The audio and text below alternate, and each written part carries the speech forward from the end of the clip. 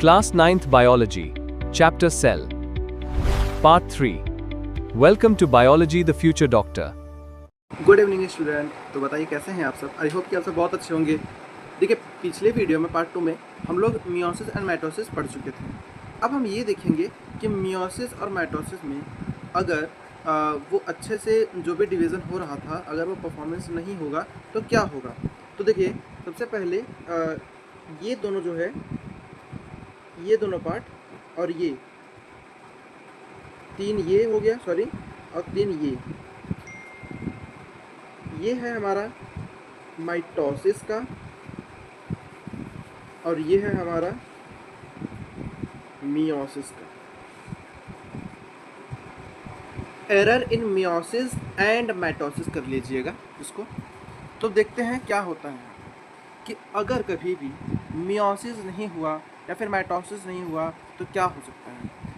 Mitosis अगर नहीं होता अच्छे से तो अनकंट्रोल सेल डिवीज़न होगा, यानी कि जो सेल डिवीज़न में जो नियंत्रण था, यानी कि एक बार सेल डिवाइड होके किसी सेल के कांटेक्ट में आके वो रुक जाता था, तो ये वहाँ पे ये लूज़ कर देगा।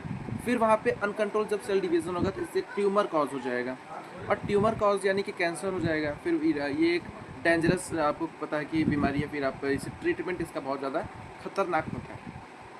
उसका abnormal number of chromosomes. Abnormal chromosome number का मतलब है कि नॉर्मली हमारे ह्यूमन बॉडी में कितना क्रोमोसोम पाया जाता है, 46, लेकिन कभी कभी 45 और 47 हो सकता है, यानी कि एक बढ़ भी सकता है और एक घट भी सकता है। इससे बहुत सारी बीमारियां हमारे बॉडी में हो सकता है। ठीक है, उसके बाद मियोसिस आता है। मियोसिस में अगर अच्छे से परफॉर्मेंस नहीं हुआ तो क्या होगा, जेनेटिक डिसऑर्डर होता है, जैसे कलर ब्लाइंडनेस, हीमोफीलिया ना, ये सारी फेनिलकेटोनुरिया, ये सारी चीज़ें जेनेटिक डिसऑर्डर में आती हैं। आपको क्लास 12 में अच्छे से डिटेल में बताया जाएगा। फिर आता है फर्टिलिटी प्रॉब्लम, यानी कि कोई भी कपल है वो बच्चे प्रोड्यूस नहीं कर पाएगा, they can not able to produce their young ones. उसके बाद अर्ली प्रेगनेंसी लॉस, कोई लेडी है वो प्रेग्नेंट है, उसमें क्या हो जा रहा है, मिसकैरेज हो जा रहा है बार बार, तो ये क्या हो जाता है, मियोसिस के कारण होता है कि मियोसिस अच्छे से मियोसिस सेल डिवीजन अच्छे से परफॉर्म नहीं हुआ है वहाँ पे। ओके, आई होप कि आप सबको ये error in meiosis and mitosis समझ में आ गया होगा। फिर आते हैं गोल्जी अपैरेटस। गोल्जी अपैरेटस ये क्या होता है, इसको अच्छे से पढ़ेंगे और फिर इसका फंक्शन देखेंगे क्या क्या होता है। स्ट्रक्चर में बताया जैसे कि एक अलग ही पेज पे हम आके उसको समझाएंगे जितने भी पार्ट होते हैं। देखिए, गोल्जी बॉडी क्या है, it is a flat sac like structure. ये फ्लैट और एक बैग लाइक स्ट्रक्चर होता है, जो कि कैमिलियो गोल्जी एक साइंटिस्ट थे, उन्होंने 1898 में इसकी डिस्कवरी करी थी। ये एक इटालियन साइंटिस्ट थे। इन्होंने कहाँ ढूंढा था, nerve cell of barn owl. ठीक है, ऑब्जर्व थ्रेड लाइक स्ट्रक्चर, यानी कि नर्व सेल में इन्होंने इसको ढूंढा था, और इन्होंने क्या ऑब्जर्व किया था, एक थ्रेड धागे जैसा कुछ स्ट्रक्चर होता है।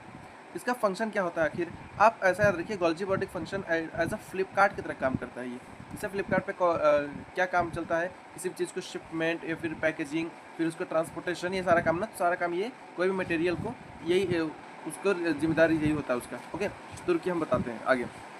फंक्शन, सबसे पहला फंक्शन क्या है, functionally link with endoplasmic reticulum. जिस प्रकार हमारा एंडोप्लाज्मिक रेटिकुलम उससे जुड़ा था हमारा न्यूक्लियर मेम्ब्रेन से, वैसे ही हमारा ये जो है गोल्जी बॉडी वो एंडोप्लाज्मिक रेटिकुलम से जुड़ा होता है। ये एक पोस्ट ऑफिस की तरह काम करता है सेल के अंदर। इसमें क्या होता है, कोई भी चीज़ मॉडिफाई किया जाता है, स्टोर किया जाता है, स्पेलिंग मिस्टेक है, STOR रहेगा। एंड पैकेजिंग ऑफ प्रोटीन की पैकेजिंग करी जाती है। लिपिड फिर इनटू द वेसिकल्स, किसी भी वेसिकल्स में लिपिड को का ट्रांसपोर्टेशन, सिक्रेशन, जैसे लाइबोसोम, और ये सब होने के बाद ये लाइसोसोम का फॉर्मेशन भी यही करता है। ये है इसका स्ट्रक्चर। इसमें एक तरफ सीस होता है, एक ये होता है सीस, ये होता है ट्रांसफेस। ठीक है, इधर से कोई भी चीज़ ऐसे जाता है और इधर से बन के निकल जाता है, ऐसा कुछ स्ट्रक्चर होता है। तो आई होप ये गोल्जी बॉडी आपको समझ में आया होगा। अब देखिए, गोल्जी बॉडी क्या लाइसोसोम बना दिया। अब लाइसोसोम का हम फंक्शन देखेंगे कि लाइसोसोम जो होता है ये क्या करता है। देखिए, लाइसोसोम जो होता है, it is a clean up the cell system, यानी कि हमारे सेल के अंदर जितनी भी चीज़ें हैं उसको साफ सुथरा करता है।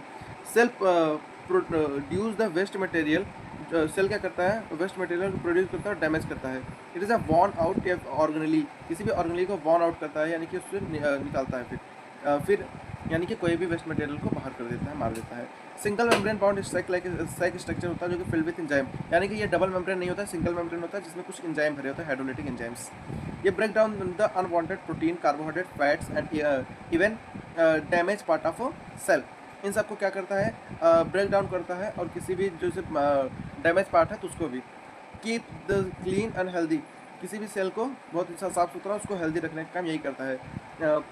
प्रोड्यूस फॉर्म ब्रेक डाउन, जो ये प्रोड्यूस होता है ये क्या करता है, break down and the release of cytoplasm, cytoplasm वगैरह को रिलीज करता है और reuse by many cellular processes, और इसको रीयूज किया जाता है बहुत सारे सेलुलर प्रोसेस के दौरान। अब आते हैं ह्यूमन स्पर्म, इसी में है एक पार्ट कि ह्यूमन स्पर्म जो होता है इसमें कंटेंट क्या इसके अंदर होता है, लाइसोजाइम एंजाइम होता है जो कि एग के आउटर लेयर को तोड़ने का काम करता है जब फर्टिलाइजेशन होता है, यानी कि जब कभी भी स्पर्म ओवा से मिलेगा तो इसी के अंदर कुछ ऐसा एंजाइम होता है, वो ओवा के को प्रोटेक्ट करने के लिए आउटर लेयर होता है, जब वो उससे टच में आएगा तो वो स्पर्म क्या करता है, वो रिलीज़ करता है वो एंजाइम, और उस ओवा को आउटर लेयर को ब्रेक करके वो इंसर्ट अंदर फिर जाता है। ओके, फिर आता है माइटोकॉन्ड्रिया। माइटोकॉन्ड्रिया सिंपल सा इसको power house of the cell बोलते हैं, क्योंकि ये क्या करता है, it supply the energy needed most of the cellular activities, बहुत सारे सेलुलर एक्टिविटीज़ के लिए जितने भी चीज़ें रिक्वायरमेंट होती है उनको क्या करता है, भेजता है। जैसे ये कि हमारा माइटोकॉन्ड्रिया का स्ट्रक्चर, माइटोकॉन्ड्रिया जो है एक आउटर मेम्ब्रेन होता है जो कि स्मूथ होता है, पोरस होता है, ठीक है, यानी कि बहुत ज़्यादा स्मूथली इसमें छोटे छोटे छेद पाए जाते हैं। इनर मेम्ब्रेन जो होता है इसमें कुछ फोल्ड्स पाए जाते हैं, फिंगर लाइक प्रोजेक्शन, इसको क्रिस्टे बोला जाता है, जो कि सरफेस एरिया बढ़ाता है केमिकल रिएक्शन के लिए, और ये फैसिलिटेट करता है एनर्जी प्रोडक्शन के लिए। इसके अंदर क्या करता है, ग्लूकोज और अदर मॉलिक्यूल्स का ब्रेक डाउन किया जाता है, जो कि जिससे क्या होता है, रिलीज होता है energy during the process of the cellular respiration, cellular respiration के दौरान यहाँ से एनर्जी को रिलीज किया जाता है। एनर्जी जो होता है रिलीज होता है and store in the form of ATP, energy को जब रिलीज किया जाता है तो उस चीज़ को स्टोर कर लिया जाता है एटीपी के फॉर्म में।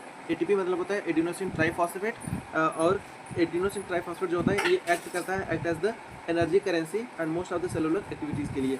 उसके बाद आता है प्लास्टिड। प्लास्टिड क्या होता है, it contain for the food synthesis in the plant cell and beyond, plant cell में फूड को सिंथेसिस करता है और उसके अलावा भी ये क्या करता है, it work can synthesise and storage, ये सिंथेसिस करता है किस चीज़ का, और स्टोरेज का भी काम करता है हमारा प्लास्टिड। जैसे क्लोरोफिल इसमें होता है, क्लोरोफिल एक फोटोसिंथेसिस करता है, ग्रीन कलर का पिगमेंट होता है जो कि शुगर सिंथेसिस करता है और स्टोर होता है स्ट्रोमा में along with the starch granule के साथ साथ। ओके, फिर हम आगे देखेंगे इस प्लास्टिड का स्ट्रक्चर। ये प्लास्टिड का स्ट्रक्चर भी हमारा माइटोकॉन्ड्रिया की तरह डबल मेम्ब्रेन होता है, एक आउटर मेम्ब्रेन होता है, एक इनर मेम्ब्रेन होता है, इसमें भी राइबोसोम पाया जाता है और डीएनए पाया जाता है।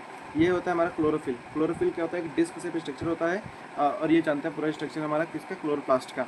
इसके अंदर जो खाली स्पेस भरा था तो एक लिक्विड भरा था, सेमी फ्लूइड सब्सटेंस, जिसका नाम होता है स्ट्रोमा। माइटोकॉन्ड्रिया और प्लास्टिड दोनों कुछ फीचर्स जो होते हैं वो सिमिलर होते हैं कुछ बैक्टीरिया के अंदर।